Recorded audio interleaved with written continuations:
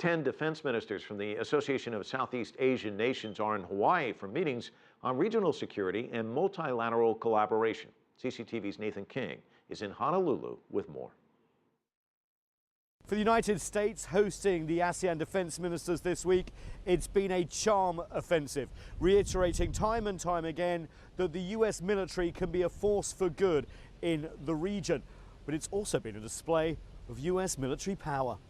As the US ASEAN forum closes, it was all smiles for the cameras, all weak soft talk and soft power on display. There's lots of hard power on display too. That was a vertical takeoff and landing craft called the Osprey. We have a King Cobra helicopter over here, and we're on the USS Anchorage. And as well as delivering humanitarian relief, this can bring 800 Marines anywhere in the Pacific within 3 days.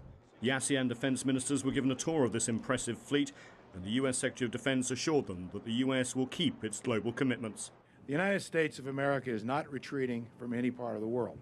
There's no indication of that. But there are fears that looming US budget cuts may hit the strategic rebalance to Asia. The commander of the US Pacific Forces has said publicly he doesn't have enough equipment to fulfill his mission. The US is also thinking of getting rid of one aircraft carrier, and that has Hawaii lawmakers concerned. I am worried that an aircraft carrier will go, because how are we going to be in so many places at the same time? Because it's not just one aircraft carrier. It's that battery of ships that go with one aircraft carrier. The US military is telling ASEAN members here that the US will do more with less in the Pacific and around the world. And that is another reason why future regional cooperation is so important to the US.